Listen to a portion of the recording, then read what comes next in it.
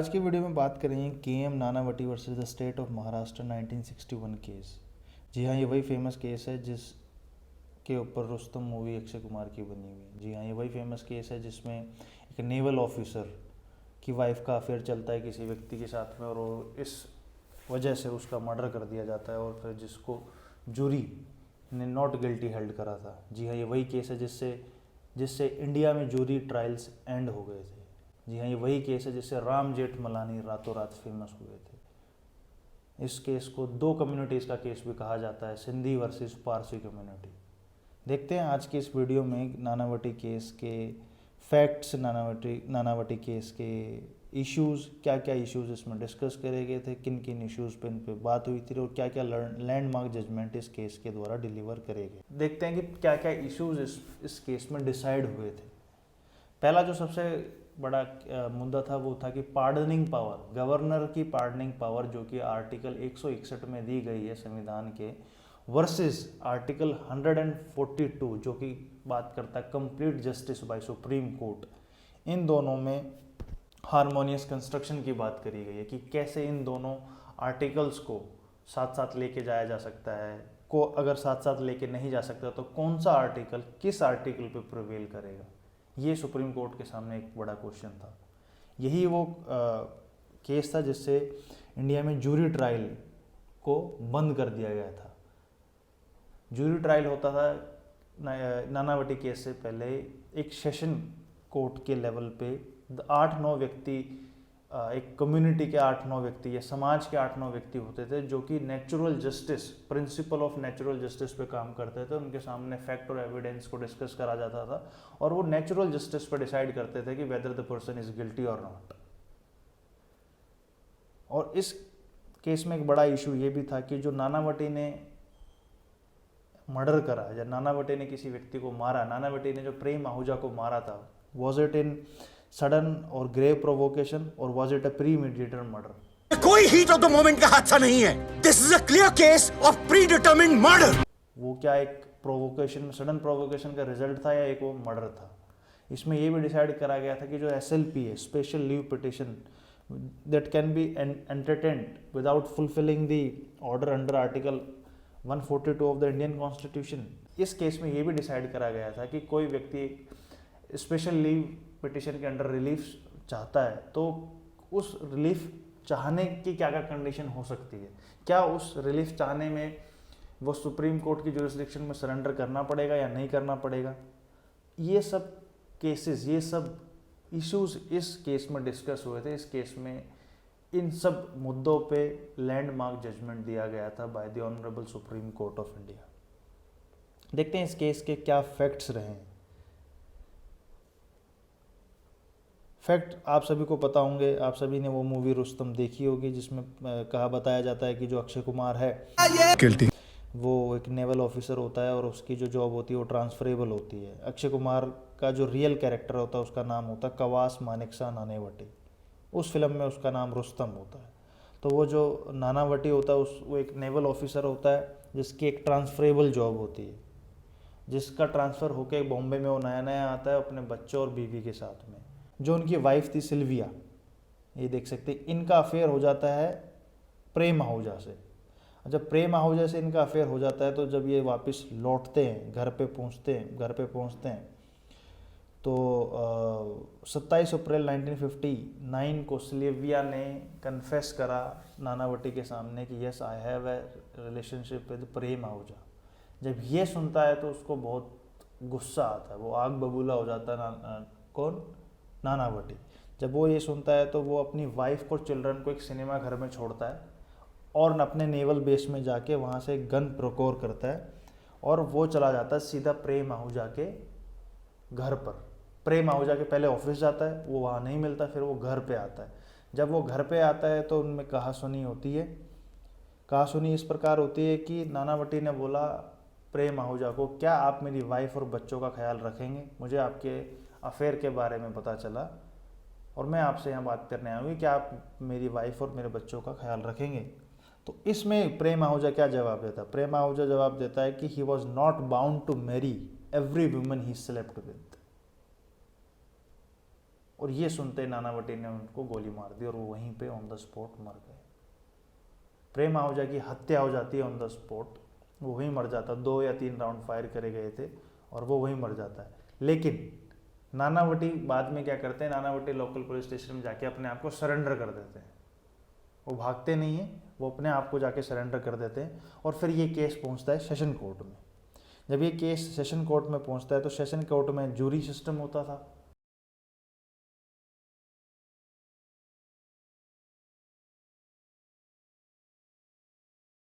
अब जो जूरी थी 8-9 लोग होते थे, उस वो जूरी decide ने करेंगे 8:1 के वर्डिक्ट से नॉट गिल्टी गिल्टी माना गया, नॉट गिल्टी ठहराया किसको, नानावटी को। Nanavati is not guilty under section 302, that is a murder.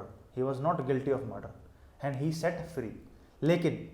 लेकिन सेशन कोर्ट का जो जज होता है उसके पास एक पावर होती है जो कि सीआरपीसी के सेक्शन 307 में दी गई है, कि जिसके अंतर्गत वह सेशन कोर्ट का जज जूरी के डिसीजन को हाई कोर्ट को भेज सकता है रिव्यू करने के लिए। अब केस पहुंच गया कहाँ, बॉम्बे हाई कोर्ट। जब केस बॉम्बे हाई कोर्ट पहुंचता तो केस के सारे फैक्ट्स देखे गए। तो सुप्रीम जो हाई कोर्ट था बॉम्बे का, उसने कहा कि स्लेवियास कन्फेशन और Ahuja's statement were not enough to provoke Nanavati. Bombay High Court held that the neither Sylvia's confession nor Ahuja's statement were grave enough to provoke Nanavati। दूसरी चीज उन्होंने क्या बोला, उन्होंने बोला कि the accused guilty of murder under section 302 and should be punished with the life imprisonment। So Bombay High court ने उनको 302 के अंदर गिल्टी माना और लाइफ इम्प्रिजनमेंट की सजा सुना दी। अब ये जैसे सजा सुनाई तो सजा सुनाई और सजा सुनाने के बाद में इम्प्लीमेंटेशन होता, उनको जेल भेजना होता। इसी प्रोसेस के दौरान जो उस टाइम के गवर्नर थे उन्होंने इस सेंटेंस को सस्पेंड कर दिया।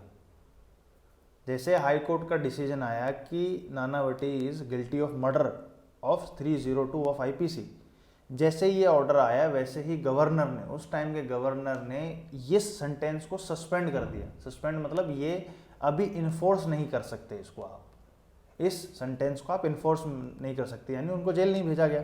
अब जब उनको जेल नहीं भेजा गया और रीज़न दिया गवर्नर ने कि ये एसएलपी फाइल करेंगे सुप्रीम कोर्ट में, इसलिए मैं इनका सेंटेंस सस्पेंड करता हूँ।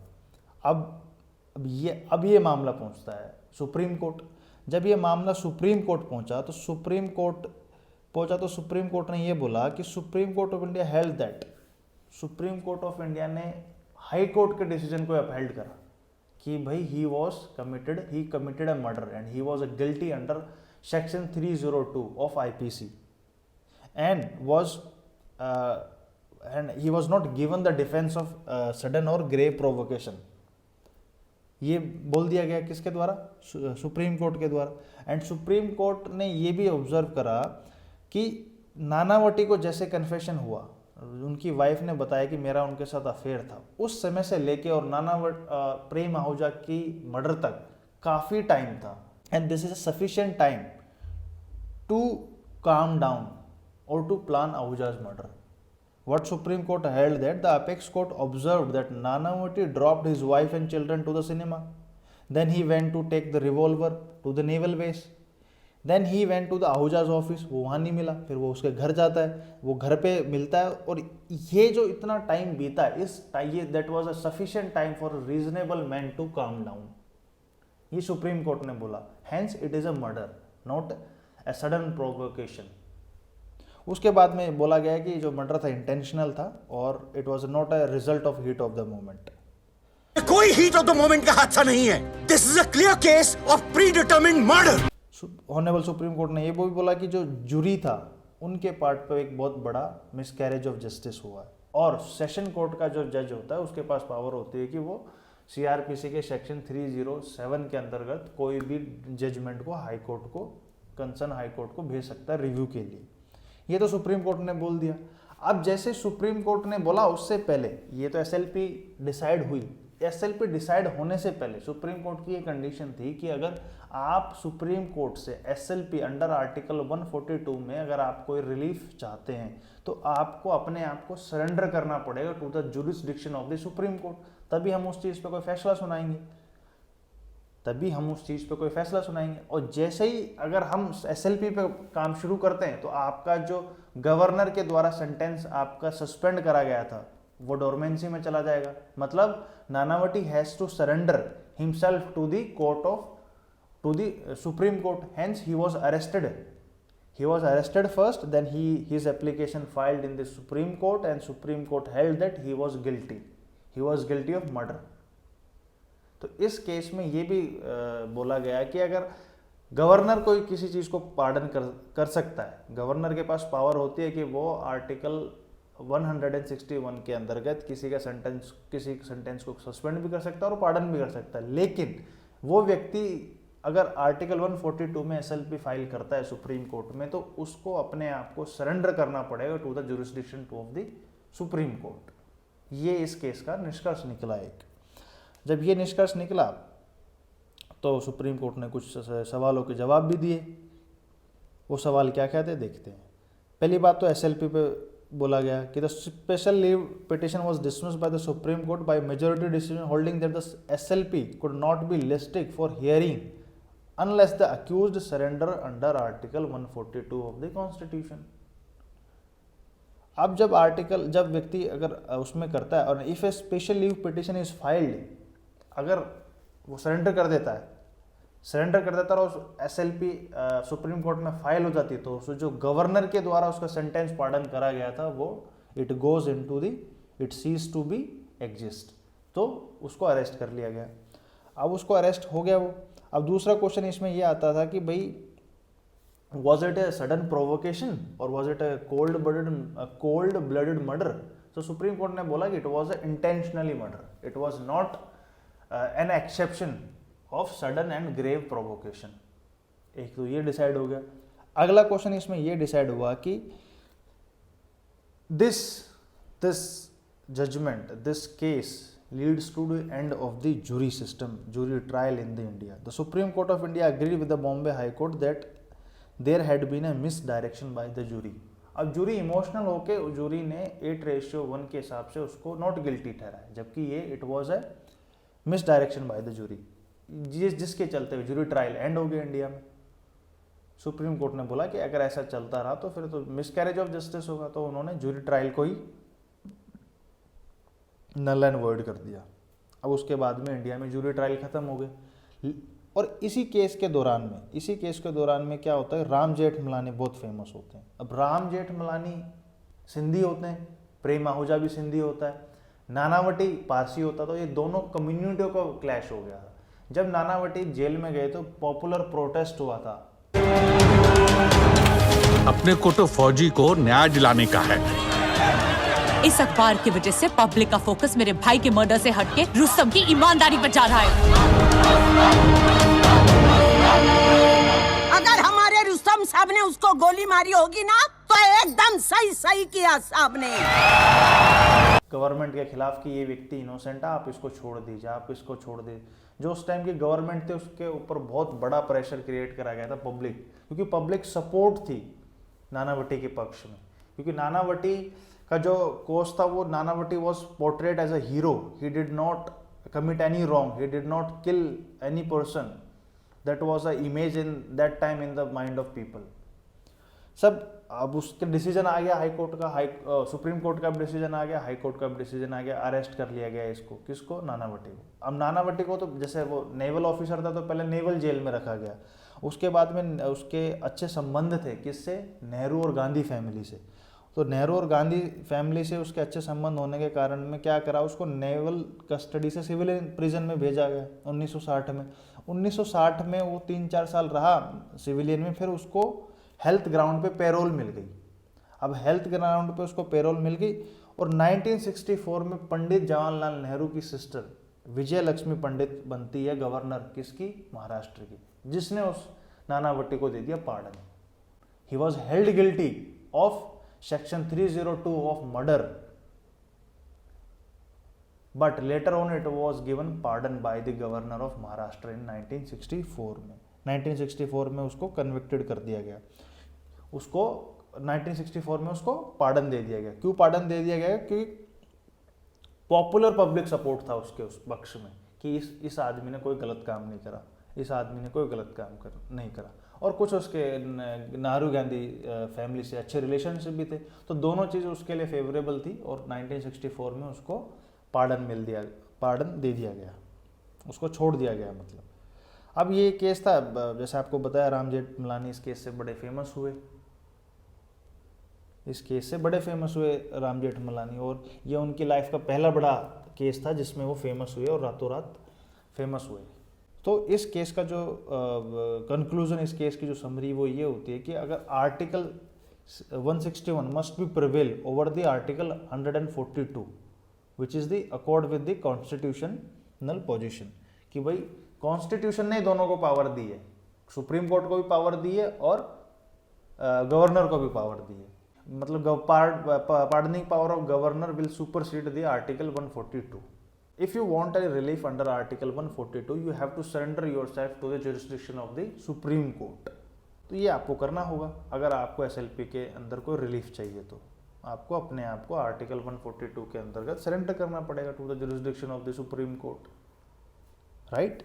उसके बाद में ये भी बोला जाता है कि the power of pardon is essentially executive action and it is exercised in aid of justice and not in defence of it. मतलब ये जो होती है वो जस्टिस को एड करने के लिए इसका एक्सरसाइज करा जाता है, इसको ऐसा नहीं कि जस्टिस के खिलाफ होके ये। तो यहाँ पे हार्मोनियस कंस्ट्रक्शन बनाया गया सुप्रीम कोर्ट के द्वारा between article 161 and article 142 of the Indian constitution. So जो power of governor given under article 161 did not affect the power of Supreme Court. However the pardon given under article 161 will prevail over the article 142. So this was the case of KM Nanavati versus state of Maharashtra. Main highlight of the case is that a person was murdered by another person, and initially he was held not guilty under section 302. However, subsequently it was challenged in the High Court and Supreme Court, where he was held guilty.